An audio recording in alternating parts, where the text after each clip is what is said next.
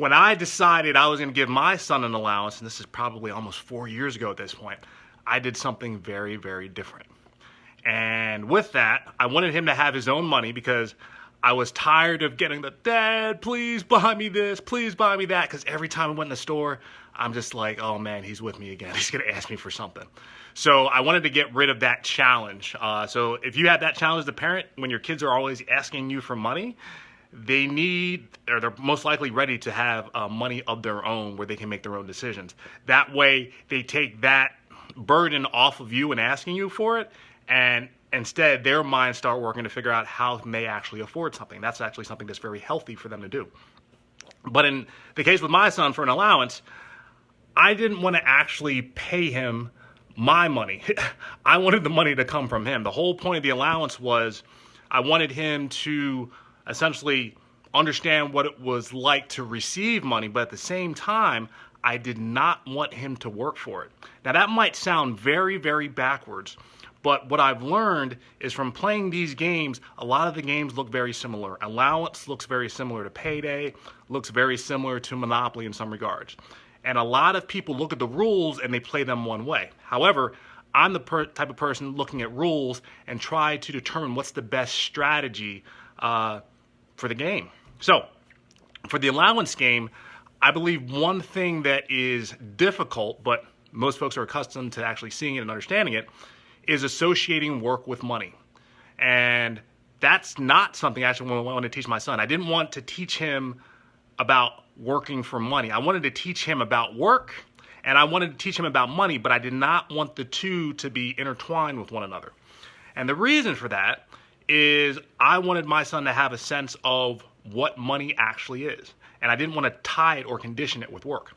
So you might be thinking, well, how are you paying your son and motivating him to actually do the work? Well, I myself love to do work. It's something that we're actually put on this earth to do. You have a gift, you're meant to do something, and in order to convey that to other people, you actually have to put work into it. And some people have different work ethics, but I didn't want money to influence his work ethic. So the whole idea as far as how his allowance works is his allowance comes out of his own savings account. You heard it correctly, his own savings account. Now, I'm not sure if your children have savings accounts or not, but the way that we actually decided to institute an allowance for my son is we set it up as what's essentially a trust fund. So my son Ethan has a trust fund. And the trust fund isn't my money, isn't money I've given to him. It's money that's been given to him over the years by friends, family, for birthdays, you name it. So instead of, let's say, giving him his savings account and giving him full reign and full access, for example, when he turns 16, I decided to give him a little bit at a time. And in giving him a little bit at a time, he actually has learned to set up a budget. So he actually has cash flow, right? And that cash flow comes from a savings account that he has. So the beautiful thing is that money's not coming from me. So I don't feel as, what's the word? I'm not feeling as controlling or you had to do this with your money because it's not coming from me. It's coming from him. So since it's his money to begin with, it's his decision to make. And I make his decisions with money weave into all of the rules we actually have for the house. So there's certain things he knows he shouldn't be buying. And if he does and he brings it into the house, he can lose it. And I can remember he got a little dart gun one time where we don't allow guns in the house. And that one actually got tossed. So he learned very quickly that, okay, there's certain things I can buy with my money and certain things I probably shouldn't buy because I most likely will lose it. So we've been going on 4 years strong with him doing this. But he doesn't only get an allowance, and his allowance boils down to roughly $10 a week, which was a lot more than I was making. And he gets this whether he's been good or bad. Now, that one's kind of tough too, right? Because you're just like, I want to, influence behavior with the money. But no, it's his alone. So he gets that allowance regardless if he's acting up or if he's acting well. But that's not all there is to it. He also has to pay taxes. That's right. So the allowance game doesn't really talk to you about taxes too much, but I wanted to get into this payday mindset as far as taxes and bills and everything as soon as possible. So he actually has to pay taxes. Now, how much in taxes would he have to pay? Well, considering his tax bracket, we made it a clean 25%. So that means out of the $10 he gets each week, $2.50 of it goes to pay taxes. Now, You're probably thinking, well, does the money really go to the government? What do you do with it? Well, we put it in a retirement account for him.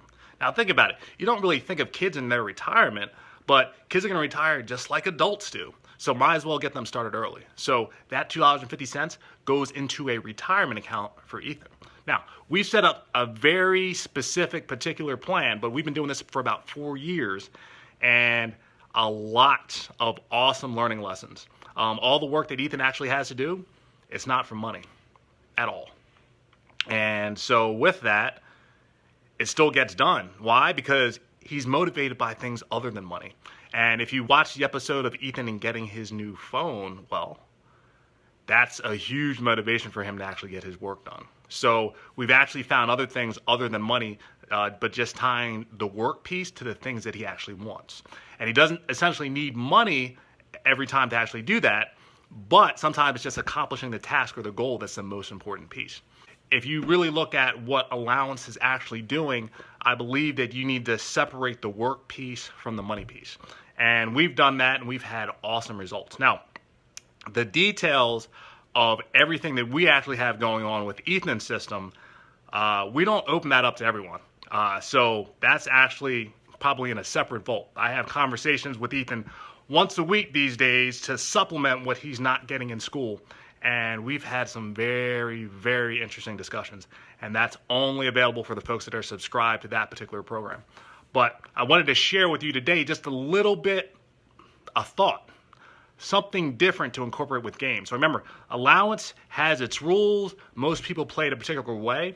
But when you come up with your own set of rules, you will get a different set of results. And so if your results don't match up with where you want them to be, if you want the results for your kids to be different than your own, you have to start thinking differently, and you have to convey that to your kids, and they actually have to see it too.